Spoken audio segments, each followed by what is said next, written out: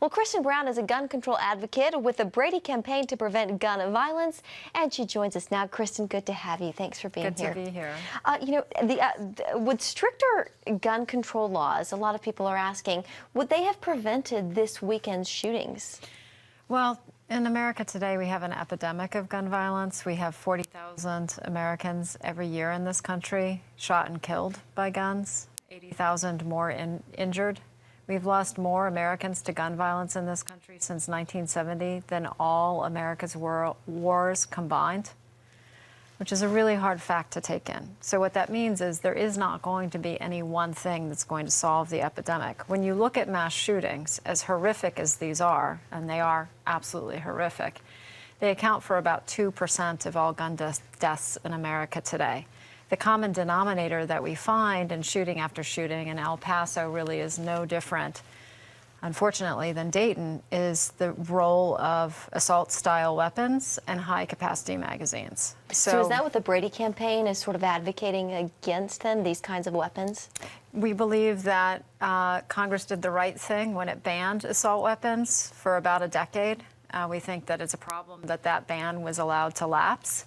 We think that a ban should be reinstated, and we think there should be restrictions on high-capacity magazines. The person in Dayton had a 100-round magazine.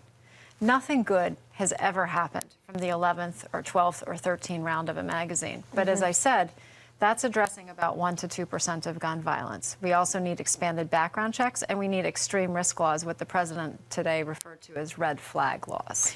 Kristen, a lot of people are asking, apparently the Walmart in El Paso was a gun-free zone. A lot of people are wondering what would have happened had one of those shoppers also been armed. What's your response to that? Well, like many Americans, I've been watching the coverage of El Paso, and actually a lot of the shoppers did have guns. One of them was interviewed, and actually he was kind of a tactical expert with guns. He didn't use the gun for two reasons, and this is typically the case regardless of the area where a mass shooting takes place. Number one, he didn't want to be mistaken by as the shooter, which is a real problem.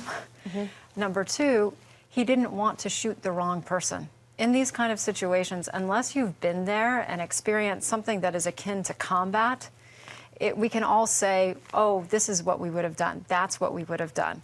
Talk to police officers, talk to combat veterans about what it's like on the field, and then you'll understand that even trained officers of the law hit the right target less than 50% of the time. What about other factors in all of the debate? More talk about mental health and issues like that, the culture.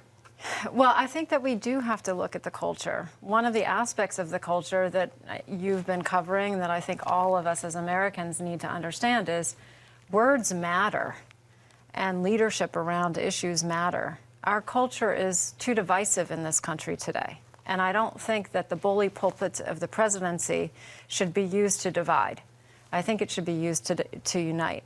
I would love better options for people who have issues with mental health. I think we need better health care coverage in this country. When it comes to gun violence, though, I would like to note the American public, the American populace, doesn't suffer from a greater degree of mental illness than any other people in any industrialized country in this earth. We have a lot more gun violence because we have a lot more guns. Well, Kristen Brown, we have to leave it there, but thank you so much. We appreciate your insights. Thanks for having me.